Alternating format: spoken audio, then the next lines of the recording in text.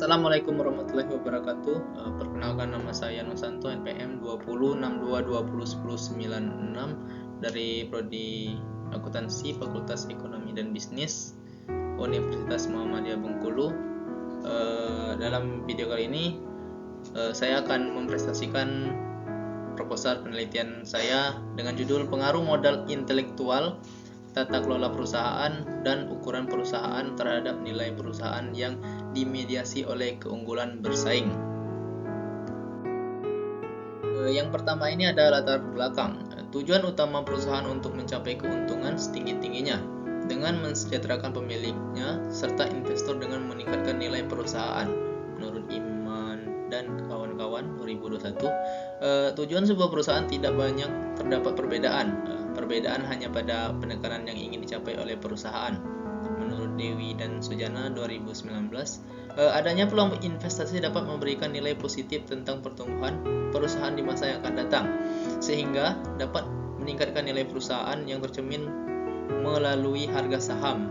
Menurut Pranita 2018. Selanjutnya ada identifikasi masalah. Yang pertama itu kurang optimalnya perusahaan dalam mementingkan nilai perusahaan yang begitu penting.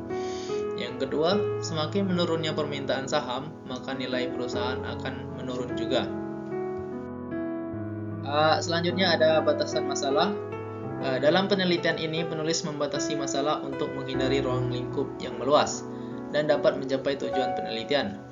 Maka peneliti hanya berfokus pada perusahaan yang terdaftar pada Corporate Governance Perception Index periode 2019-2020 dengan menggunakan model intelektual yang diukur dengan menggunakan VAIC, tata kelola perusahaan yang diukur dengan menggunakan jumlah anggota komite audit perusahaan, ukuran perusahaan yang diukur dengan menggunakan total aset perusahaan.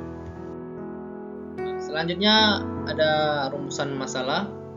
Di sini terdapat 3 rumusan masalah. Yang pertama ada, apakah modal intelektual berpengaruh terhadap nilai perusahaan yang dimediasi oleh keunggulan bersaing? Yang kedua, apakah tata kelola perusahaan berpengaruh terhadap nilai perusahaan yang dimediasi oleh keunggulan bersaing? Yang terakhir, apakah ukuran perusahaan berpengaruh terhadap nilai perusahaan yang dimediasi oleh keunggulan bersaing? Selanjutnya ini ada tujuan. Yang pertama ini ada tujuan umum.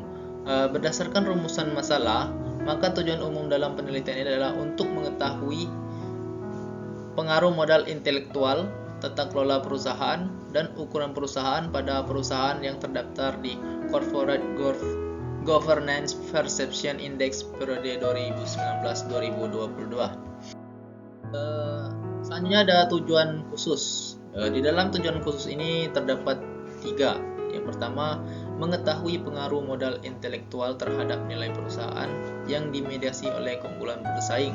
Yang kedua, mengetahui pengaruh tata kelola terhadap nilai perusahaan yang dimediasi oleh keunggulan bersaing. Yang ketiga itu mengetahui pengaruh ukuran perusahaan terhadap nilai yang dimediasi oleh keunggulan bersaing. Baiklah, terdapat manfaat penelitian.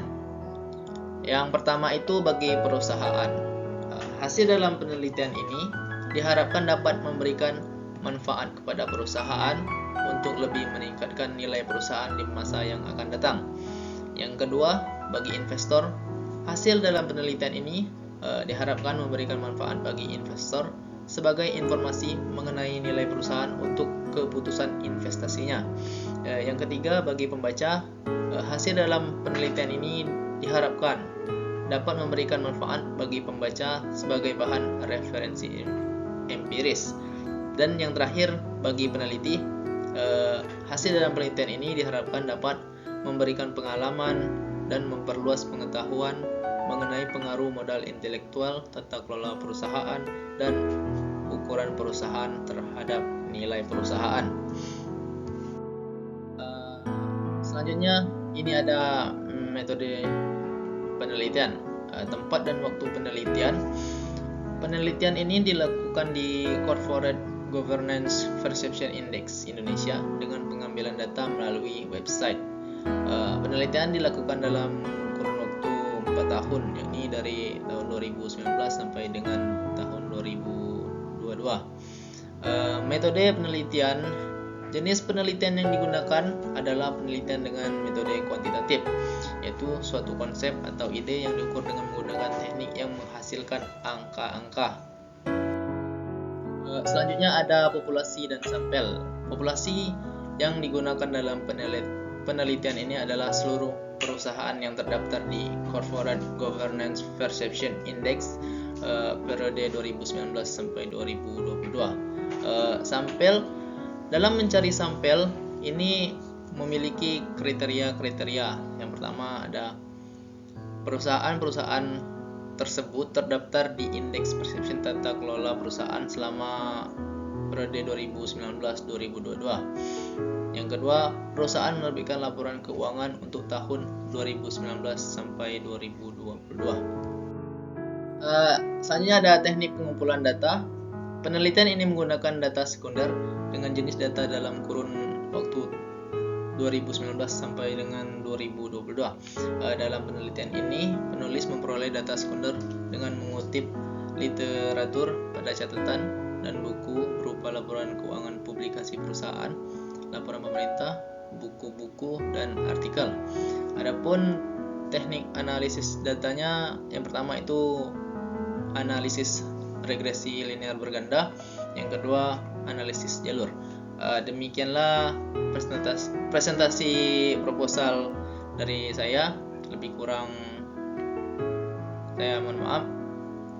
Saya akhiri. Wassalamualaikum warahmatullahi wabarakatuh.